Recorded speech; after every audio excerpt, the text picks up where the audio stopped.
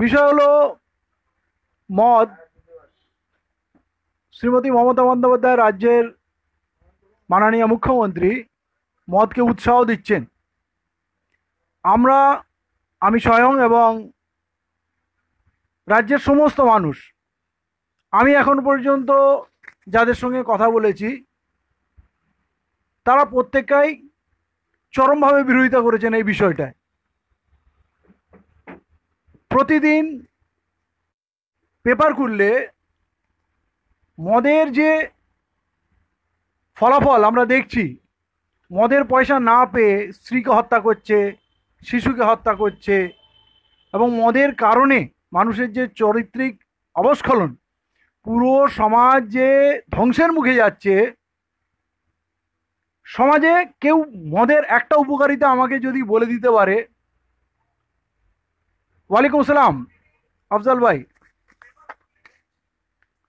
তাহলে কার স্বার্থে এই মদের ব্যাপক প্রসার? আপনি ভাবুন, রাজ্যব্যাপী যদি ঢালাও মদের দোকান হয়, এমনিতেই ছেলেরা বিপদগামী, তারা নেশা ভান করছে, মদ খাচ্ছে। বাবা মা, দয়া করে এই সময় ফোন করো না, একটু পরে ফোন করো। আপনি ভাবেন আমরা কোথায় গিয়ে দাঁড়াবো? এটা দূরে নিয়ে যান না। আপনারা ভাবুন, যদি স্বয়ং রাজ্যের মুখ্যমন্ত্রী মদে উৎসাহ দেন, পাড়ায় পাড়ায় যদি মদের দোকান খুলে যায়, এর পরিণাম কি হবে? যে যন্ত্রণায় আমরা ভোগ করছি, চতুর্দিকে দুর্বৃত্তায়ন, ক্রিমিনাল রাজ, এবং তাদের যা আচরণ, তাতে মদের একটা বড় ভূমিকা আছে। এবং সব থেকে বড় কথা, মধ্যবিত্ত গরিব ঘরের মানুষ। ভাই এখন ফোন করে বারণ করুন। তো বিষয় হলো যে আজকের দিনে যা অবস্থা, ঘরে ঘরে সামাজিক অবক্ষয় হয়েছে, মানুষ নেশাভানে ডুবে আছে। তারা সারাদিনের রোজগারের পয়সা মদের আড্ডাখানায় উড়িয়ে দিয়ে বাড়িতে গিয়ে বউ ছেলেগুলোকে মারধর করছে, তাদের ভবিষ্যৎ নিয়ে কোনো চিন্তা নেই। এবং সমাজে যদি সবথেকে বেশি এর ভুক্তভোগী কেউ হয়ে থাকে, তাহলে মহিলারা। সমাজে দেখবেন মহিলারা কিন্তু তেমনভাবে কেউ মদ খায় না। ওই বড় লোকদের কিছু মেম সাহেব হয়তো মদ মাতালি করে, কিন্তু ইন জেনারেল আমাদের সমাজের মা বোনেরা, যেহেতু বাচ্চাকে খাওয়াতে হবে, স্বামীকে খাওয়াতে হবে, ঘরে চাল নেই, ডাল নেই, তার চিন্তায় সে ব্যস্ত। অতএব তার মাথায় এই বিলাসিতা কখনো আসে না যে সে মদ খেয়ে পয়সা উড়িয়ে দেবে।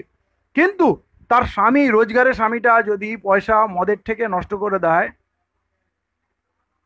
তাহলে ঘরটা তো ভেসে যাবে, নষ্ট হয়ে যাবে। তারপরে তার চরিত্রহীনতা। মদ মানে মানুষকে নোংরামুর দিকে ঠেলে নিয়ে যাবে, বিবেক বুদ্ধি লোপ পাবে, তার সামাজিক দায়িত্ব, পারিবারিক দায়িত্ব সে ভুলে যাবে। অতএব এরকম একটা নোংরা জিনিস, তার প্রচার প্রসারে এবং তাকে আরও সামাজিকভাবে ঘরে ঘরে পৌঁছে দেওয়ার কাজ স্বয়ং মুখ্যমন্ত্রী নিচ্ছেন। মানে আমি খুব আপসেট, কোনোভাবে মেনে নিতে পারছি না। আমি চাইবো আপনারা যদি কেউ আসতে চান, আপনাদের বক্তব্য রাখতে চান, আপনারা রাখুন, আমরা আপনাদেরও মতামত চাচ্ছি। এবং সত্যি কথা বলতে কি, দেশের যা অবস্থা, যেদিকে যাচ্ছে, আমি আতঙ্কিত। বহু সংগঠন আছে, রাজনৈতিক অরাজনৈতিক সংগঠন, বহুভাবে মদের বিরুদ্ধে আন্দোলন করেছেন, মদমুক্ত সমাজ গড়ার প্রচেষ্টা করেছেন। এবং বহু স্বেচ্ছাসেবী সংগঠন নেশাগ্রস্ত মানুষকে নেশা মুক্তি করার জন্য বিভিন্ন প্রতিষ্ঠান করছেন, মানুষকে একাধারে বাঁচানোর চেষ্টা করছেন যাতে তাদের জীবনটা নষ্ট না হয়ে যায়। সেখানে স্বয়ং মুখ্যমন্ত্রী যদি মদের প্রচার প্রসারে নেমে পড়েন, তাহলে রাজ্যটা কোথায় যাবে? আজকে ভাবেন, পার্শ্ববর্তী উড়িষ্যায় মদ নিষিদ্ধ, গুটখা নিষিদ্ধ। নরেন্দ্র মোদীর গুজরাট, সেখানে মদ নিষিদ্ধ। আর মমতা বন্দ্যোপাধ্যায় পশ্চিমবাংলায় মদের বিকাশ চান। এটা কার স্বার্থে, কেন বুঝতে পারছি না। আপনারা সকলে এর বিরুদ্ধে সামনে আসুন, সমাজকে বাঁচাতে হবে। মানে আমি বিগত কিছু দিনে যে ঘটনাগুলো ঘটছে, মানে সুপ্রিম কোর্টে যে রায়গুলো পেলাম, সমকামিতাকে বৈধ করলো, পরকীয়াকে বৈধ করলো, মানে সবাই মিলে সমাজটাকে ধ্বংস করার কি সিদ্ধান্ত নিয়েছেন। মানে মানুষ কি বলছে, মানুষ কি চায় জানার দরকার নেই। এদিকে শ্রীমতী মমতা বন্দ্যোপাধ্যায় মদকে ঘরে ঘরে পৌঁছে দেওয়ার, আমাদের দাবি মদকে নিষিদ্ধ করা হোক, আর ওনার দাবি প্রত্যেকটা জায়গায় মদ যাক। এর আগে উনি সারদাকাণ্ডে বলেছিলেন যে আমি একটা 500 কোটির ফান্ড করছি, সিগারেট থেকে তুলবো, আপনারা বেশি বেশি করে সিগারেট খান। এখন বলবেন বেশি বেশি করে মদ খান। মানে আমার ছেলেটা মদ খাক এইটা মমতা বন্দ্যোপাধ্যায় চান, আপনার ছেলেটা মদ খাক এইটা মমতা বন্দ্যোপাধ্যায় চায়। তাহলে উনি কি সত্যি আমাদের ভালো চান? বড় প্রশ্ন চিহ্ন এই সরকারের সামনে, এই মুখ্যমন্ত্রীর সামনে। উনি কি চান আমার মাথায় ঢুকছে না। মানে আগামী দিনে যদি মমতা বন্দ্যোপাধ্যায় এইটা বলেন যে পাড়ায় পাড়ায় এলাকায় এলাকায় বেশ্যাখানা খোলা হবে, যদিও দেশের সরকার বেশ্যাখানার লাইসেন্স দেয়, কিন্তু যদি এটা প্রমোট করতে চায়, এই কথা বলে যে বহু মেয়ে রোজগারের জায়গা পেয়ে যাবে এবং বহু ছেলে যারা হতাশ আছে তারা মনোরঞ্জনের জায়গা খুঁজে পাবে, তাহলে কিন্তু আমি হতাশ হব না। বর্তমান যে মুখ্যমন্ত্রী এই যে পদক্ষেপ, কারণ মদের পরেই নারীর স্থান, যে মদের খপ্পরে পড়বে তার দ্বিতীয় ডেস্টিনেশন হবে সে কোনো নারীর সঙ্গে জড়িত হবে। মদ মেয়ে একটা ঘনিষ্ঠ সম্পর্ক আছে। তাহলে প্রথম দফায় যদি মদটাকে মুখ্যমন্ত্রী আম করে দেন, আর তারপরে যদি বলেন যে পাড়ায় পাড়ায় বেশ্যাখানা খোলা হবে, সস্তায় ভালো বেশ্যাখানার সুবিধা আমি প্রোভাইড করব, তাহলে আশ্চর্য হব না।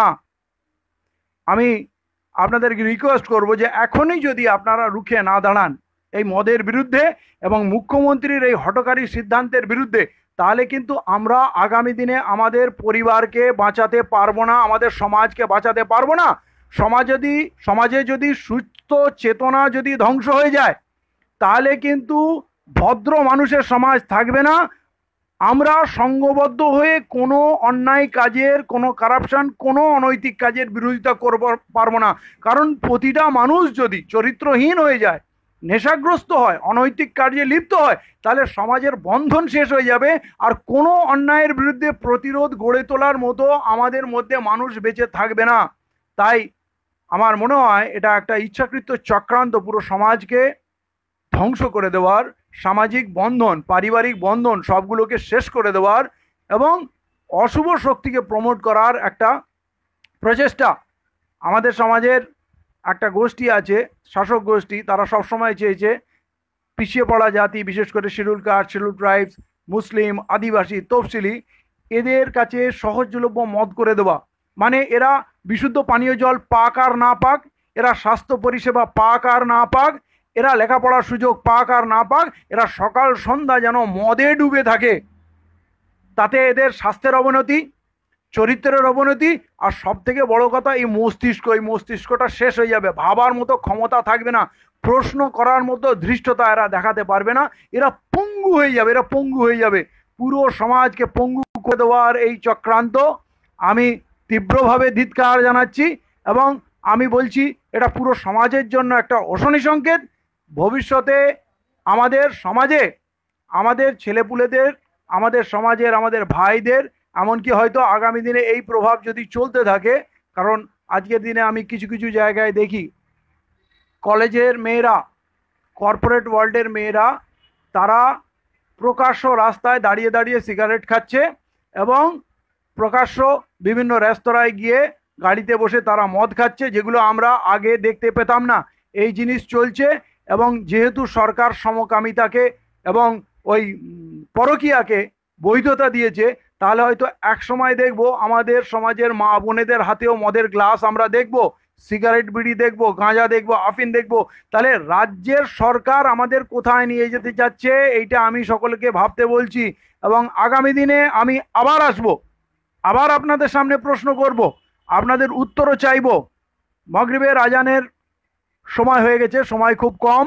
আমি শুধু আপনাদের সামনে এই প্রশ্নগুলো ছুড়ে দেব যে দেশের সরকার কি সত্যি আমাদের ভালোর জন্যে ভাবছে কিছু, নাকি আমাদেরকে একেবারে চিরতরে ধ্বংস করে দেওয়ার প্রচেষ্টা করছে। অতএব খুব সিরিয়াসলি ভাবতে হবে এবং এই অন্যায় সিদ্ধান্তের বিরুদ্ধে প্রতিরোধ গড়ে তুলতে হবে। আপনারা সবাই ভালো থাকুন, এই বিষয়টা নিয়ে চিন্তা ভাবনা করুন এবং সংঘবদ্ধ আন্দোলন গড়ে তোলার চেষ্টা করুন, এই বলে আমার